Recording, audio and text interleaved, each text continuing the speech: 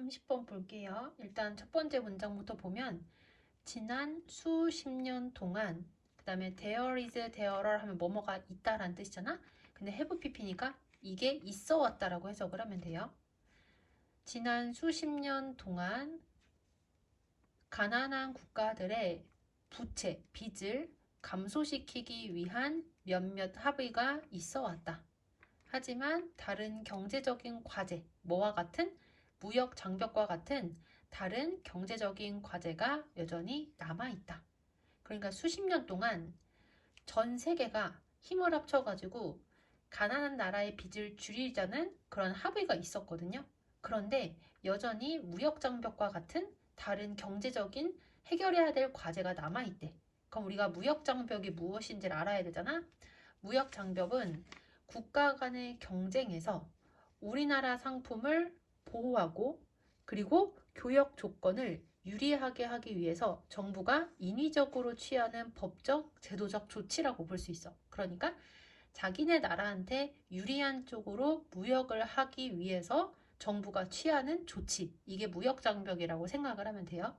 근데 이 무역 장벽에는 두 가지 형태가 존재하거든. 첫 번째는 관세 조치, 그리고 두 번째는 비관세 무역 조치야. 관세 조치는 우리나라에 들어오는 제품에다가 어느 정도의 세금을 매겨가지고 우리나라 제품이 수입해서 들어오는 제품보다 더 가격을 저렴하게 만들어서 최대한 유리하게, 우리나라한테 유리하게 상황을 만들려고 하는 그러한 방법을 관세 조치라고 하고, 비관세 무역 조치는 관세 대신에 다른 방식으로 자국에게 유리하게 무역을 이끌려고 하는 방식인 거야. 그런 방식이 세 가지가 있대요. 예를 들어 대표적으로 할당제, 보조금, 수출 제한인 거야. 할당제는 일정 양 이상의 수입을 더 이상 허가하지 않는 거야. 보조금은 우리나라의 물건을 다른 나라에다가 수출을 할 때 최대한 싸게 수출을 시켜야지. 그래야지 그 나라에서 외국에 나가서 우리나라 물건이 경쟁력이 있을 거 아니야. 이렇게 수출 촉진을 하기 위해서 기업에다가 재정적인 지원을 정부가 제공을 하는 거야. 예를 들어서 뭐 3천만 원짜리 전기 자동차를 우리가 이제 수출을 하려고 해. 근데 이럴 때 우리나라에서 500만 원 정도 보조금, 한 대당 500만 원의 보조금을 준다고 치면은 그러면 실질적으로 우리나라 자동차 회사가 이 제품을 만드는 데는 2,500만 원밖에 들지 않는 거잖아. 그러면 당연히 다른 나라에 팔 때도 아무래도 조금 더 저렴한 가격에 수출을 시킬 수가 있겠죠. 이런 방법이 비관세 무역 조치인 거야. 자, 계속 해석을 해볼게요. 할당제, 선생님 방금 얘기했지? 할당제, 보조금, 그리고 수출 제한. 여기가 됐지? 그래서 수출 제한과 같은 비관세 무역 조치가 점점 더 널리 퍼지고 있고, 그리고 아마도 난 have nothing to do with 하면 뭐뭐와 관련이 없는 이란 뜻이거든. 무역과 관련이 없는 그러한 정책적 이유 때문에 제정되어질지도 모른다. 그러니까 비관세 무역 조치는 점점 더 널리 퍼져가고 있고, 그리고 이 비관세 무역 조치는 무역과는 상관이 없는 정책적 이유 때문에 생겨날 수도 있다는 얘기야. 마지막 이 부분이 좀 이해가 안 될 수 있는데, 이 비관세 무역 조치는 꼭 나쁜 것만은 아니란 말이죠. 왜냐면은 자기네 나라의 물건을 어쨌든 경쟁력 있게 만들려고 하는 게 꼭 나쁜 건 아니야. 그런데 원활한 이런 긍정적인 무역을 위해서가 아니라 다른 목적, 좀 안 좋은 목적 때문에 비관세 무역 조치가 제정이 되기도 한다는 게 문제점이란 얘기야.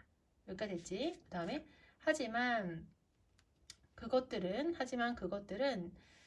그 다음에 여기서 수출에 차별적인 효과를 뭐 한다? 가진다. 여기까지 됐지? 그 다음에 뭐로부터의 수출이냐면은 나라들로부터의 수출인 거야. 일단은 전치사 플러스 명사 괄호 쳤고 that 뒤에 주어가 빠져 있으니까 주격 관계대명사절이라 괄호, 그리고 이 투부정사가 앞에 나오는 자원을 꾸며주는 형용사적 용법이고요. 임포스트부터 여기까지가 또 얘를 꾸며주는 거야. 그럼 괄호가 엄청 많으니까 어디서부터 해야 돼? 뒤에서부터 해야 되겠지. 하지만 여기서 그것들은 앞에 나오는 주어인 비관세 무역 조치인 거야. 하지만 이 비관세 무역 조치는 부유한 국가들에 의해 부과되어진 그러한 비관세 조치의 요건을 준수한다는 거 따르다는 뜻이야. 준수할 그러한 자원이 부족한 그러한 국가들로부터의 수출에 뭐를? 차별적인 효과를 가지게 된다. 여기까지 됐지? 자, 그래서 비관세 무역 조치는 가난한 나라들한테는 수출을 하는 데에 차별적인 효과를 가지게 된대.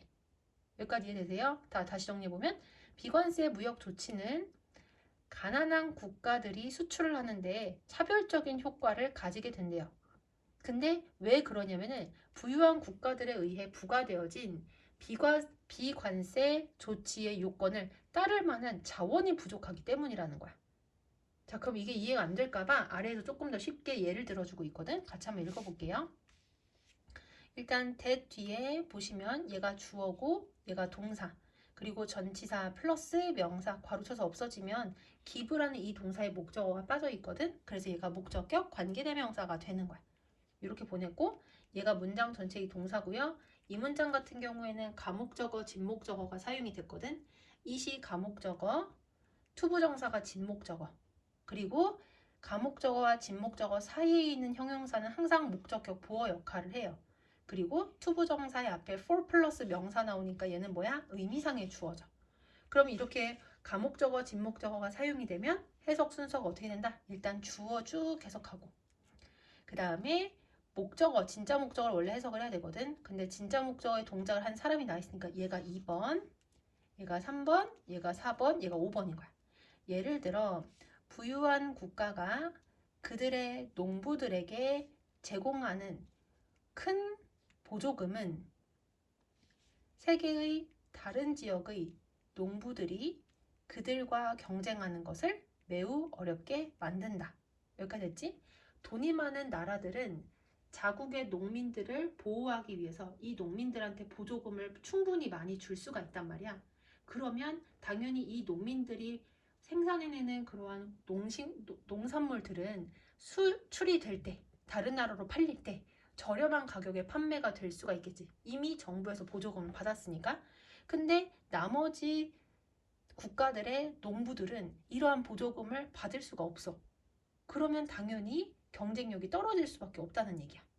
그래서 여기서 이 댐은 누구냐면 부유한 국가의 농부들을 얘기한다고 볼 수가 있는 거야. 다시 해석을 해보면 예를 들어 부유한 국가들이 그들의 농부들에게 주는 막대한 보조금은 세계의 나머지의 농부들이 그들과 경쟁하는 것을 매우 어렵게 만든다. 이게 첫 번째 예시라고 볼 수 있고 이제 두 번째 예시 볼게요.